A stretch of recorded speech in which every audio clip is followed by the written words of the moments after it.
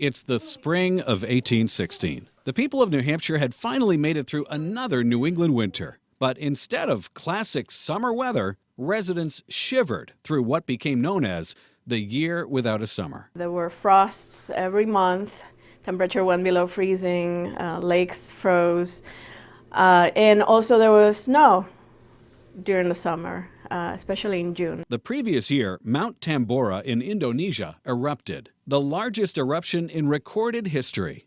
Billions of tons of dust, gas, rock, and ash went into the stratosphere, traveled around the Earth, and affected weather across the northern hemisphere. What happens is that the sulfur dioxide that is expelled by the volcano, when it reacts with water, forms this very small particulates that stay in the atmosphere for a very, very long time.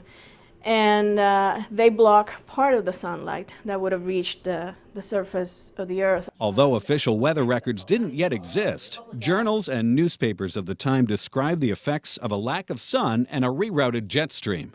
In May, ice formed half an inch thick. Buds and flowers were killed. Frost, ice, and sleet were common in June. Not to mention a nor'easter that dropped 5 to 10 inches of snow.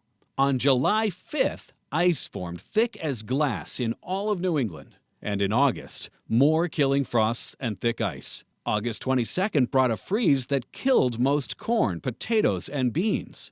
In fact, there was at least one killing frost every single month of the entire year. New Hampshire Governor William Plummer's inauguration was on such a cold June day, he proclaimed the weather was God's judgment on the earth and urged the people of New Hampshire to humble themselves for their transgressions.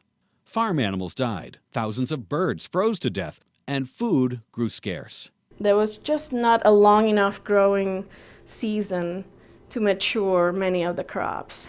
And randomly you would get a killing frost. But in most tragedies, heroes often arise. That's exactly what happened here in Ashland, New Hampshire. While living in this very house, Reuben Whitten, resident of the town, raised enough wheat to feed nearly all the townspeople and save their lives. And in commemoration of the 200th anniversary, the Ashland Historical Society is restoring his house and honoring their hero all this summer.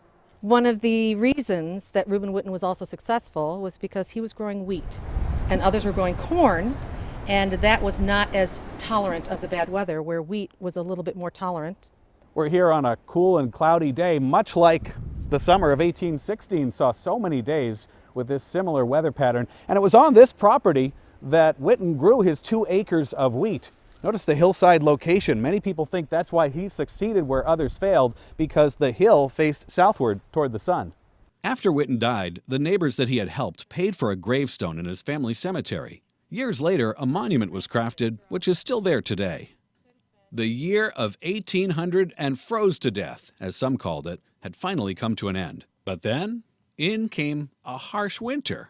It's widely believed that this sequence of events was the major catalyst in the westward expansion in the United States, as even hardy New Englanders had had enough cold weather.